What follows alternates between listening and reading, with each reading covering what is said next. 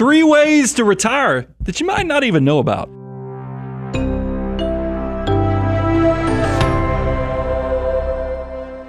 Brian, I am so excited about this because this is all the rage. If you go read any literature in the FIRE community, or as we like to call it, the FINE community, they like to talk about retiring early and strategies, and we want to speak into that. Maybe you're someone out there who wants to leave the workforce early, but you recognize there might not be easy ways to get to your dollars. We want to share with you some today that are maybe lesser known to you that you should know about. Well, first, let's lay out some ground rules or some framework here.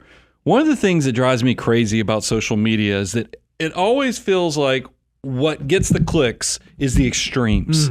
So there's people that will tell you need all of your money in like after-tax assets, meaning brokerage accounts and other things, retirement accounts, your 401k is trash. They'll say that, and then this side over here will be like, no, let's load up only into these retirement accounts over. I get nervous when anyone is telling you that it is a binary decision, 0 to 1. That is not right. As we all know, the reality of personal finances is there's a lot going on. It's very personal in nature. And people ask us all the time, guys, I love the financial order of operations, but if I want to retire early, can I still follow the food? Does that work? And what we want to walk you through today is that you can still follow the food. We're going to share with you sort of like academic ways to approach retiring early, and then we're going to talk about what we see in practice with our actual clients and how that plays out. So it's going to be a lot of fun, I think, for us to dive into. So let's talk about first why we still think that retirement accounts matter. Because you said something so interesting, Brian. You said, all right, some people say don't do retirement accounts. If you're going to retire early, just do taxable brokerage. Forego your 401ks, forego your IRAs, forego all that. Their language is even harder. Your 401k stinks. Yeah, I think that is asinine. And there's 2 real reasons why we would say that. The first is, odds are, even if you retire early, you're still going to need money post 59 and a half. Yeah, you might need something to bridge you from 50 to 60 or from 35 to 60 if you're retiring super early. But there's a good chance you're also going to need dollars post 59 and a half. So why not optimize? Why not take advantage of tax opportunities that exist to you today so that those dollars can continue to grow tax deferred? I think a lot of people, they think when they do tax analysis, they assume that everything is static and it stays the same. But we're not. It's just not the reality of the world. It's because tax rates change over the years. Also, your tax rates are going to change because while you're in your peak earning years, you're probably paying higher rates. When you retire, you're hoping that there's some type of gamesmanship or ability to play the system to lower your tax rate and create a better opportunity for yourself. And one thing you may not even recognize is that there are ways to get early access to your retirement accounts while still getting the tax advantages. So you can literally have your cake and eat it too. And we're going to talk about some of those in retirement accounts. But I think it's worth mentioning before we dive in there, let's talk a little bit about taxable brokerage accounts. Let's talk a little bit about after-tax accounts. This is the typical bridge account. If you think that you're going to leave the workforce before 55, before 59 and a half, you need to be thinking about, is this a viable tool for me? By the way, before we even start on this, I think that's 2 key dates that everyone should write down. Right now, if you think you're leaving the workforce early, you need to know, what's the age you turn 55? What's the age you turn 59 and a half? The age that you turn 55 is 55. What year? How far are you from these key dates? Good point. It's a good point. But how far are you from that? Because this is going to help you back into the answers. And probably a good place to start is these taxable brokerage accounts. Yeah, and we see people use these all the time because while there aren't benefits on the front end of taxable brokerage accounts, one of the huge benefits that exist is that as these dollars grow and as you transact inside of these, they're actually subject to favorable tax rates, not ordinary income rates like what your pre-tax or IRA accounts are subject to, but they are subject to capital gains rates, which generally and historically have been lower than marginal tax rates. Yeah, as you can see, your earned income, your traditional retirement contributions are all subject to your highest ordinary income tax rates.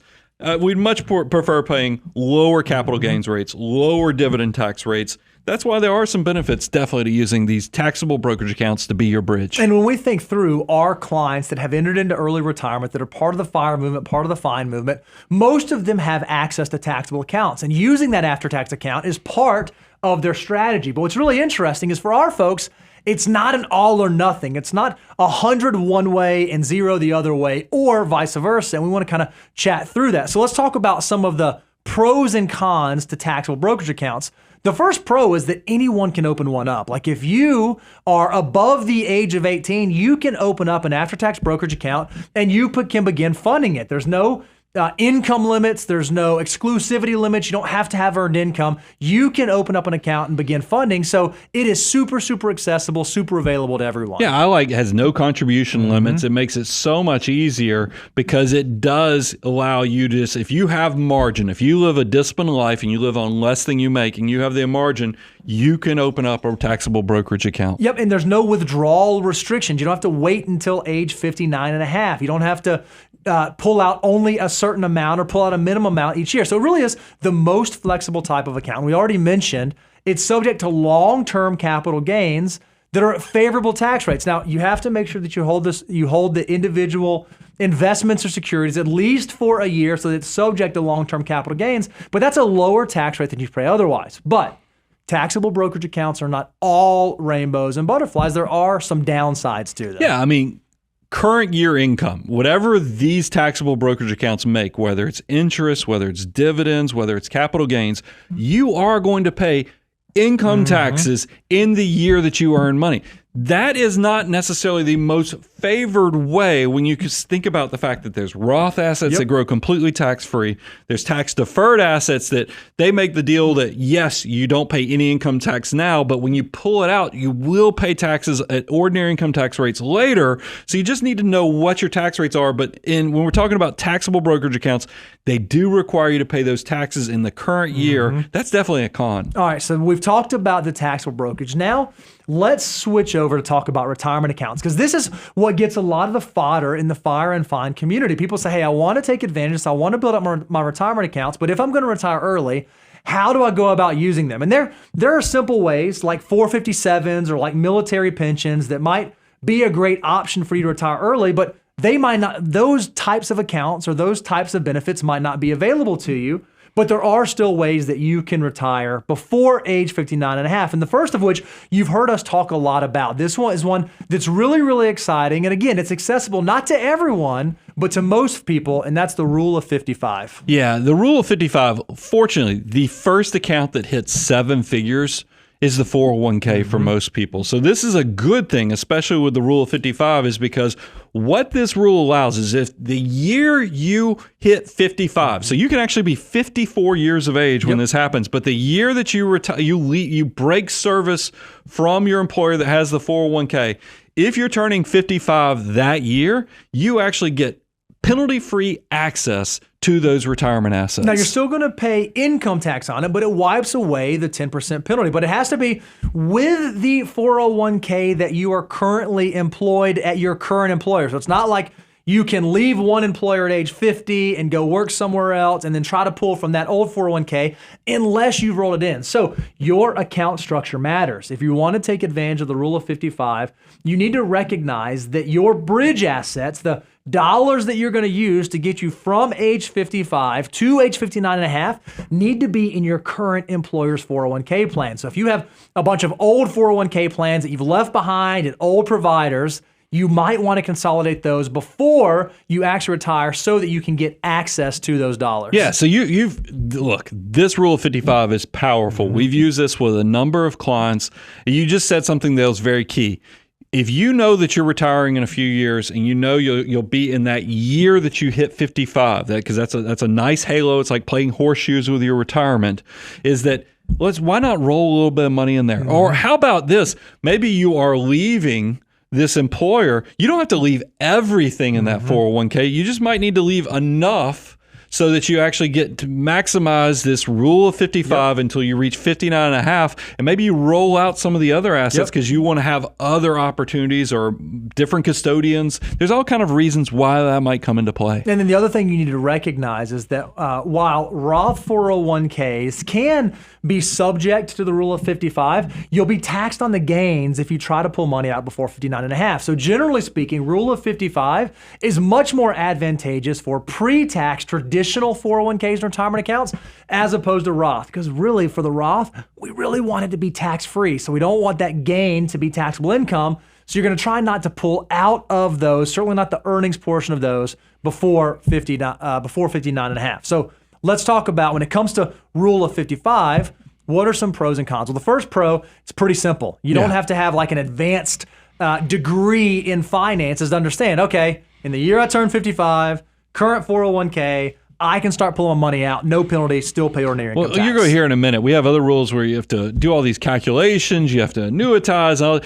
This is simple. I like if you are in the year that you're turning 55 at this employer, you qualify to get this penalty-free access to these retirement assets. I love that. And what I like is not only is it simple, you get immediate access to the entire and full account balance. That's exactly powerful. Right. You don't have to have some special part of it chiseled off. And then the other benefit is it's tax advantaged if your tax bracket will decrease in retirement. Meaning, if you were saving in the pre-tax during a higher income stage of your life, and then when you get into retirement and your income drops in your lower tax bracket, then this will have been a positive arbitrage for you. You would have gotten a bigger tax deduction earlier in life, and you're going to pay less taxes now. That's a benefit. But again, even the rule of 55 is not perfect. There are some negatives. There are some cons associated with it. Yeah, first you got to do your research. Make sure that your plan actually even allows this. When the plan was designed, this is something that your employer had to choose to allow this for it even to be available to you. The other thing is that it's limited to your current 401k. So again, if you have old 401ks, old historic accounts, you don't get access to those. It's only the 401k at the employer you're working with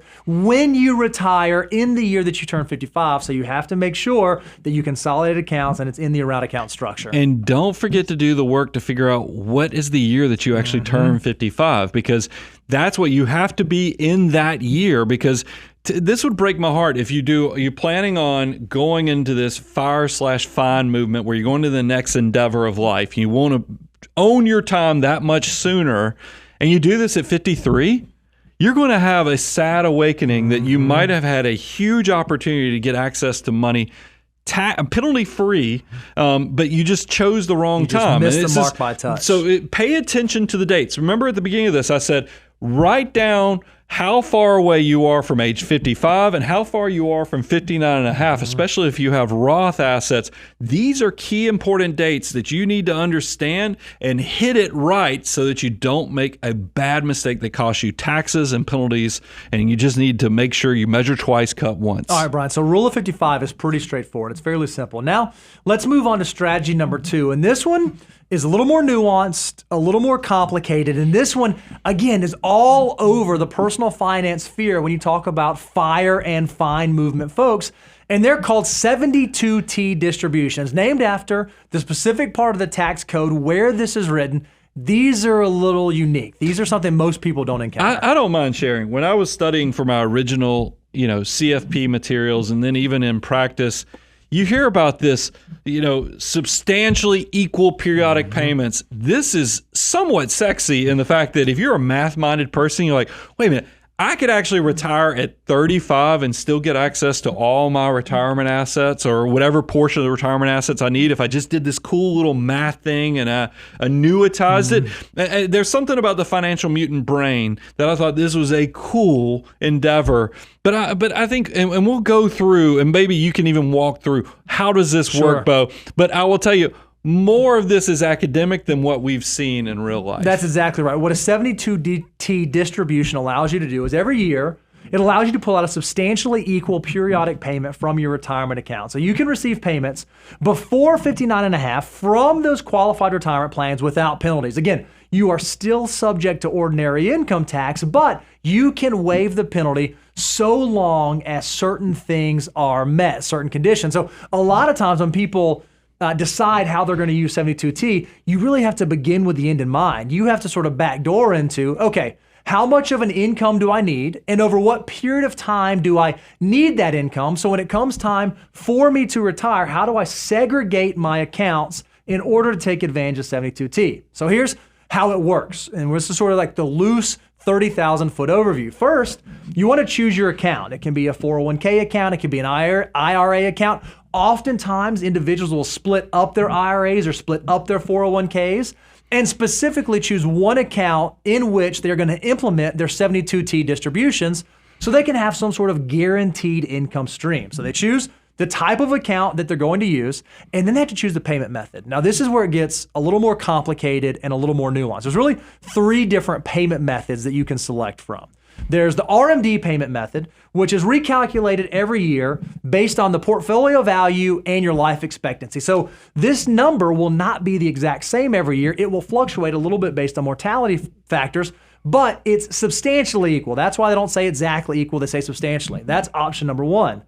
Option number 2 is the amortization method, where essentially it kind of works like a mortgage. You pick the interest rate and the timeline, and it will amortize over a certain specific amount of time to pay you a guaranteed payment. Or the third way you can do is kind of a combination of the two. It's the annuitization method, where again, based on your mortality and a stated interest rate and a stated timeline, you can annuitize a specific payment over a specified period of time to receive a certain payment. And this is this column right here, choose the payment. I think this is the part when I was the person learning all these concepts of how you get access to these large retirement accounts without paying all these penalties that you're so worried about and you're trying to avoid. I love that this was one of those things where you don't have to do it off the entire account. That's right. You can chisel this off, and it's a math calculation. This is why I think us financial mutants are drawn to these type of strategies, is because you can just figure out back into what will I need to be my bridge account to get me to that 59.5 period where I get access to everything, under a tax code, and can I back into the math of how I do it? But there is something you need to be aware of, because a lot of these you have to figure out, how long do I have to set this in for? Is this a set it? Because it is one of those things. If you choose a 72 distribution rule, once you choose, you get a lot of flexibility. We just laid out these 3 ways, but once the day you execute this, you're stuck with this. You're set. Hear me out on this. For 5 full years or until you turn 59.5. And it's not the shorter of those 2 numbers, it's the longer of those 2 numbers. So you need to really pay attention, because once you set it, you are locked in on this. So it is something that you kind of measure, once again, measure twice, cut once to make sure you get this part right. The longer your retirement window is, or the further you are away from 59.5, the more complicated this becomes. Because imagine if at age 34, entering into age 35, you're planning on taking advantage of 72T distributions to bridge you from 35 all the way out till 59.5. Man, your calculations better have been spot on. You better have a really good bead on what your living expenses are. Or if you don't, you better have another source of funds, source of resources that can help you pay for it. So 72T can be attractive, and it can be unique, and it can give you a way to access your retirement dollars. But there's a lot that goes into it. I do want to give the caveat, because we said this earlier, but I want to make sure people didn't overlook it. If you have Roth assets and you're really excited because we love the tax-free growth, realize you don't truly get that access to the tax-free growth portion of this until you're 59.5. So make sure you understand there's a little caveat in the rule that you don't get to really grab that until you reach that age, so be careful with that. All right, so let's talk about the pros and cons. The benefit, one of the pro of a 72T distribution is the accumulation process is pretty straightforward. You just save pre-tax, you follow the food, you max out your 401ks, you max out your IRAs. You don't have to get super, super complicated in how you are accumulating. That part of the process is pretty straightforward. And then it is tax advantaged again if you're in a higher tax bracket while you're accumulating and a lower tax bracket while you're decumulating. You get a bigger tax benefit when you are earning the dollars, and you pay lower taxes when you go to pull those dollars out. But there are cons with 72Ts. Yeah, I mean, there's some complexity here. So there's risk. I mean, especially think about somebody, you gave the example of 34, but I'll even get a little closer and say, if you did this like you're between 45 and 50, you're locking yourself onto this for the next 10 years. Over that can be somewhat scary. And by the way, there's some complexity. And if you mess this up, the penalties and the costs could be pretty severe. So that's definitely something that probably keeps people to be a little nervous about, hey, what am I not thinking about, or what unintended consequence will I create here? Yeah, and you already mentioned this. There's very little flexibility. In the beginning, you can have some flexibility in terms of how big the account is that you establish the payments on and what method you use to calculate the payments. But once the timeline starts, you're locked in. You can't change that a touch. So these are really, really interesting, and it's really, really a fun academic exercise. But I think it's worth noting, and we'd be doing a disservice if we didn't acknowledge this, for most of our folks who implement early retirement and enter into FIRE or enter into FINE, while 72T is something we might have a conversation around and it's something we might investigate, I feel like it's much more academic than it is practicable. A lot of our folks who actually enter into retirement to pay for the living expenses, this isn't one that we see being the most often used method to provide for retirement living expenses. Well, I find working with a number of FIRE movement individuals is that these typically, if you're going to be, because anybody in the FIRE movement is saving large sums of their income. I'm talking 40, 50, even 60% of your gross income. So for you to be able to still have a life and to save 40 to 60% of your income, you probably make a good You have to living. have big income, yeah. And it's not uncommon also for a lot of these FIRE people to have restricted stock units because maybe they work for a tech startup or some company out there that incentivize their retention through stock options, through RSUs. So it's not uncommon that you just naturally are going to have tax-favored accounts, but you're also going to have big after-tax assets. And so this, you said it exactly right. A lot of times these are more academic, analysis because it's not ideal and the complexity and locked in for a decade or longer. It can be somewhat scary. All right, so let's talk about the third strategy. Again, this is another one that's very, very popular amongst FIRE and FINE proponents, and this is a Roth conversion ladder. Now, what's interesting, we love Roth conversions, and we talk about Roth conversions all the time, and we have tons of retirees and early retirees that utilize Roth conversions as part of the process. And stated very simply, what a Roth conversion is where you convert some of your pre-tax assets, whether that be in a 401k or an IRA, into Roth, which sounds amazing, and we do that often. But when it comes to retiring early, a lot of people are doing these Roth conversion ladders as a specific and unique means to get access to their Roth dollars earlier than they would otherwise. Yeah, I think that this is once again, I love financial mutants because you know that there is some brilliant person that came up with this because we were talking about 72T, and I gave you that caveat that if you're talking about Roth money, you don't actually get tax-free growth until you're 59 and a half. Well, then somebody said, well, wait a minute, there's got to be a way I can still work my way around that. And somebody realized in the tax code, there is tax-free growth, and then there's what's called Roth basis. So if you do a Roth conversion, wait the 5 years after you paid the taxes on it, that's now your basis in the Roth, so it gets you around that 59 and a half exclusion. This on paper looks awesome, but there's some issues. Yeah, there are some issues. So before we talk about the issues, again, I want to just show a picture of exactly what you said. How's it work? You put money into your 401k. You can go all the way up to $23,000 in the pre-tax 401k this year. At some point in the future, you convert that to Roth. You convert some portion of that to Roth, and you're going to pay ordinary income tax at your tax rate in the year that you convert. If you then wait 5 years, the clock starts when you convert. If you wait for 5 years, then you can pull out the basis, penalty-free and tax-free. You can start getting to that converted amount, not the earnings, the converted amount, penalty-free and tax-free. Well, now you can rinse and repeat and rinse and repeat and rinse and repeat. So if you think about this, let's assume that you are 50 years old and you're planning on retiring and you want to have some assets that you're able to begin drawing on starting at age 55. One of the things you can do is at 50, you can convert to Roth, pay income taxes. Convert to Roth, pay income taxes. Convert to Roth, pay income taxes. Do that every single year. Well, then when you get to age 55, once that very first conversion has aged, you can then withdraw that $30,000 of converted funds, not the earnings, from your Roth, completely tax-free and penalty-free. So in your 55th year, you can pull out the conversion you did at 50.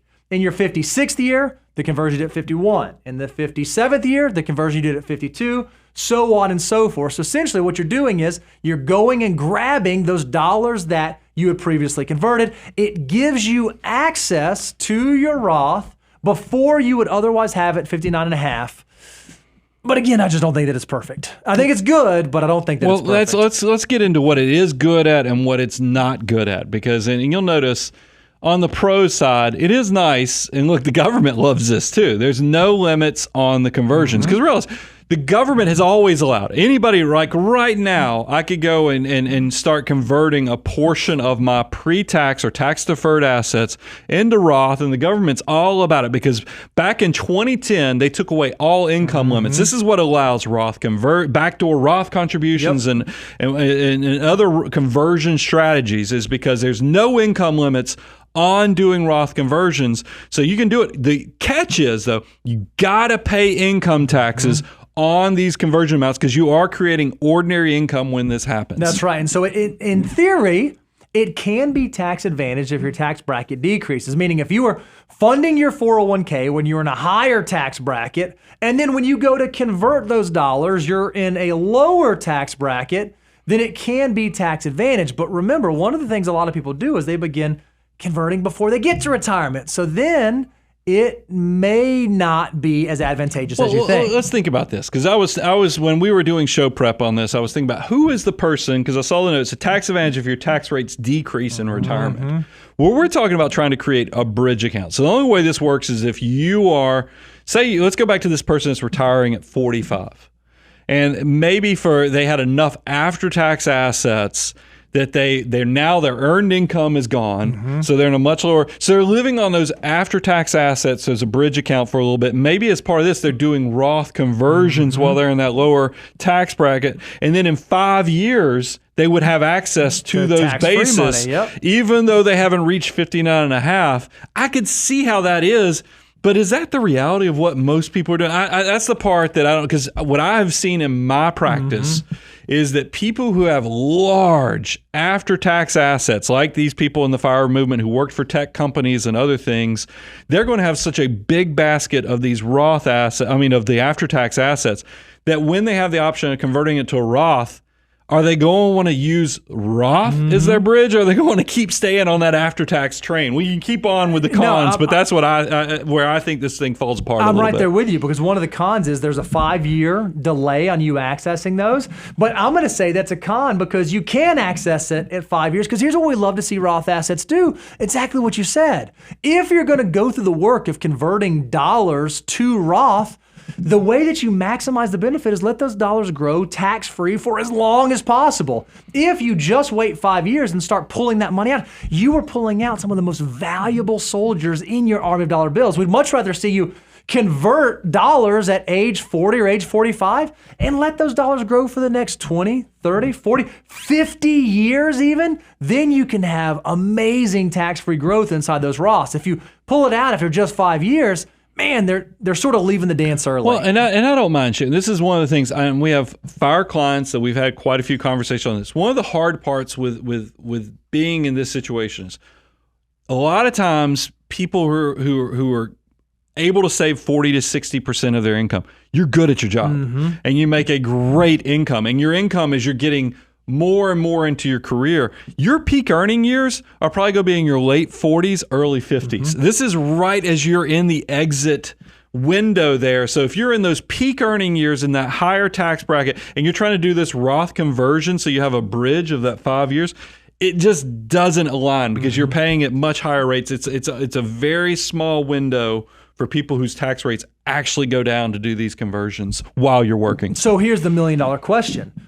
If I'm going to retire early, what's the best strategy? What should I employ in order to retire early in the most effective and efficient way possible? And unsurprisingly, as the great financial advisors that we are, it depends. It depends on your situation, because personal finance is very, very personal. When you think about how you are accumulating your wealth, and then when you retire, whether it's an early retirement or later retirement, how you decumulate your wealth, there are a number of variables that you need to take into account. Just from the tax standpoint, you need to think about, okay, what's my retirement spending going to be? What's my income pre-retirement and post-retirement? Where am I going to live? Am I in a high tax state now? Am I going to be in a no tax state in retirement? What do my different account structures look like? What's my tax filing status now? And what do I believe my tax filing status will be in the future? Those are all factors that are going to affect which strategy makes the most sense for you? Well, it's also the needs. This is part of the we've done lots of fire shows, and it's interesting how when you leave the workforce, especially when you're younger, there's still lots of life that's going on. Because think about it, if you leave the workforce while you're in your late 40s, or even early 50s, you likely have kids in the house still. Going to college. So your needs are different while you're getting the kids through school than it is when you're an empty nester. So those type of needs, and it's going to change your withdrawal strategy. It's going to change how you structure your accounts. All these things come into play, and that's the variability that makes this very personal. And then even your goals, right? Like, is the goal for your wealth to leave behind a legacy for your children or for heirs? Or are you thinking about, maybe I want to be part of the Fire Fine movement because I want to take sabbatical. I want to not work for a period of time, but then I might need to return to work, or I might have a desire to do something else. All of these things come into play. And so what we have found, again, in our practice is, while all of these strategies are wonderful and interesting in a vacuum, we find they're actually best used when they're kind of combined. It's not uncommon for our early retirees to be saving in their retirement accounts, but then also building off after-tax assets. But then when they get into retirement, also executing Roth conversions. That it's probably not an all or nothing. It's a very personalized, unique strategy that makes the most sense for your unique financial situation. Yeah, I think about like my specific situation and some of our clients that are in really good financial situations. They've accumulated well. Those Roth assets, because remember, the government restricts how much you can put in. They restrict how much you can make to even make contributions. So if you can get a big basket of money in those Roth accounts, there's a huge legacy opportunity. There's an estate opportunity. For most people now, you get that 10-year halo effect on the distributions to your loved ones when they inherit the Roth assets. But if you're like me, where I have a child that is classified with a specialty that will allow me to continue the stretch on her life as well, these things can be turbocharged from a legacy and an estate planning. That stuff needs to be taken into account too. I know that it's cool that there's things in the tax code that allow you to create a bridge or a unique loophole, but make sure you're taking into account the full scope of what your needs will be in life so that you build what your personal journey is going to look like so it can be maximized not only as you retire, but also even beyond your retirement, even beyond your life. And that's why we always like to point you to the financial order of operations. If you want to know more, if you want to do a deep dive, you can go to learn.moneyguy.com. Check out our financial order of operations course, because what that's going to allow you to do is understand, what should I do with my next dollar? And odds are, if you follow the financial order of operations and you allow it to be your guide when you get to retirement, whether it is an early retirement or whether it's a late retirement, you're going to have options to where you can optimize the situation for what makes the most sense for your goals and your needs. Follow the FOO and it will not lead you astray. And then a lot of you are probably watching this being like, hey, this sounds like there's some nerdy stuff going on here. We named quite a few rules, tools, and distribution things that you can get around and work with. They're all going to be tools in your big toolbox of how you maximize your retirement journey. But here's the reality. You've only done this once. You're doing your first one. You're green behind the ears trying to figure out, how does this all work? How do I not screw it up? You don't have to do this alone. Why not engage and work with somebody who's done this hundreds of times, thousands of times for their clients? This is something that you ought to think about. When do you take the relationship to the next level? Look, I love creating content, and I tell the majority of our audience, if you don't feel like your life is complex, keep it simple. Keep taking all of our free stuff, load it up, go for it. But there will come a time. You don't even have to look for it. It's just success creates complexity, and you're going to start to feel overwhelmed. You're going to feel like there's blind spots. You're not going to know how to maximize it. And you're going to say, I would love to find someone to make sure that this journey is optimized for me so I own my time that much sooner, but also get to enjoy my time and let somebody else worry about pulling the levers here and there to maximize. And that's exactly what we do with the Abundance Cycle, and we're here to help you out. We love that we can be this resource for you. Financial independence is an amazing thing to work towards, and we're going to keep loading you up with information so that you can do money better and reach your abundance. Hey guys, remember, respect that FOO. Maximize your life because money is only a tool. I'm your host, Brian Preston, Mr. Bo Hansen, Money Guy Team, out.